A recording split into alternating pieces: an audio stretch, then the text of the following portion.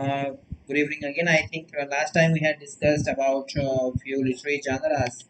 Today we can again continue with certain portions which are based on literary genres and sonnets and essays and elegies and odes that we had studied. What kind of portions can be asked that we need to understand? And there are certain portions that we can discuss here. So let's begin one by one. Okay. As we had studied in Petrarchan sonnet and Shakespearean sonnet, there was certain difference. So the question that I had discussed there, if you remember, I had discussed this. Okay, how rhyme scheme in Petrarchan sonnet was different and in Shakespearean sonnet was different. The question is, a Shakespearean sonnet has two parts. So now, how many lines in one part? How many lines in another part? So we know that in Shakespearean sonnet, what happens? There are four parts, especially four lines, four lines, and then is two lines. So you can say 12 and 2. Yes, that's the answer. 4, 4, 4, and 2. This we need to understand, sir. This is what we need to understand. And in Petrarchan sonnet, it was 8 and 6. 4 and 4, 3 and 3. 8 and 6. Two parts. 8 and 6, two parts. 12 and 2. I hope you got it. That is what the questions they ask. If it is has to be divided into two parts, Petrarchan sonnet.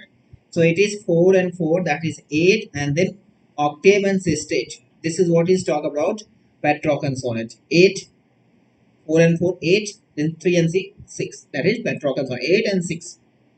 Okay, always remember this number 8 and 6, 12 and 2. 12 for Shakespearean sonnet. 4, 4, 4, 3 lines, 3 times. So 12 and then 2 lines.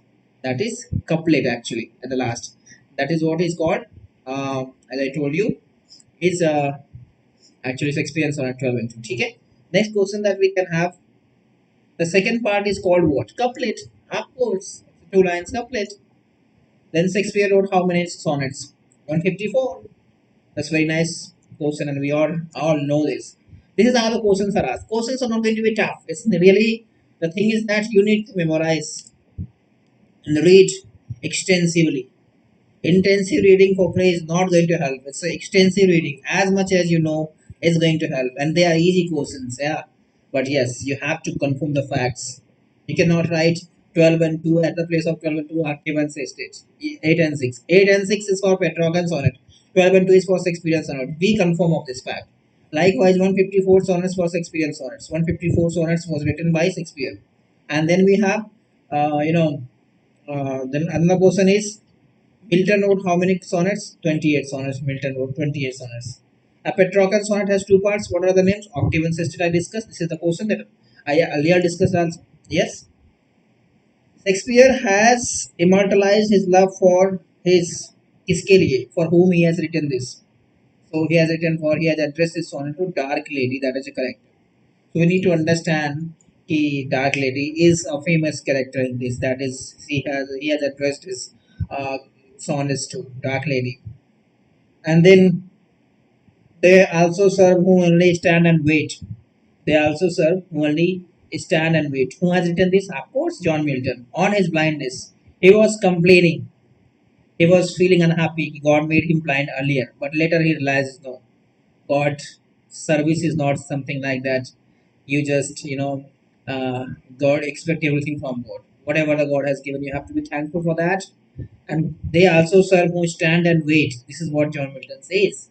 So he's very faithful to God, and he says he's not earlier he started complaining, but later he realizes and feels thankful for whatever he has. And he says they also serve who stand and wait on his blindness. On his blindness, written by John Milton. This is what the question. Then next question is Napoleon. Name the poet who paid a tribute to Napoleon in an ode. Robert Herrick. Robert Herrick paid to Napoleon Bonaparte. You must have heard. Yes, this is very famous person.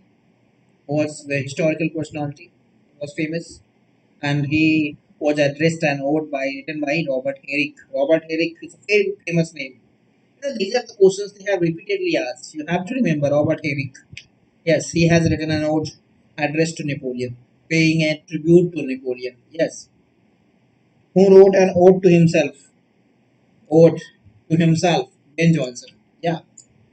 If winter comes, how the spring can fall behind. Ode to the west wind.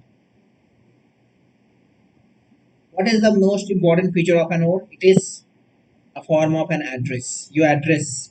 Yeah. Pindaric ode has three parts. This I had discussed in earlier lectures. The way I had discussed the things. If you just listen to me, you will know so many things. And this is how the questions are based. Three things I had discussed in Pindaric ode: strophe, antistrophe, epoch.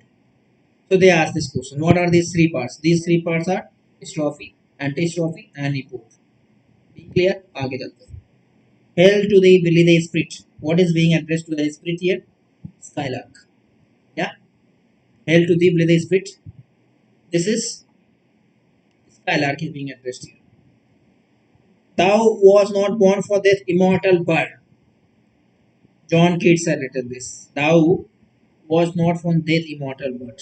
This was in appreciation of the Nightingale song that Keats was listening, and then he had written out to Nightingale, and he had written these lines there. Yeah. Who was the lieutenant of Satan in Paradise Lost? Beelzebub. Zebub. I think if you have gone through Paradise Lost, it's very famous name. Beelzebub. He was a lieutenant of um, Satan. Yes, lieutenant word is also to be remembered. If they ask in grammatical, grammar based question or word power based question, so they can ask the spelling of lieutenant.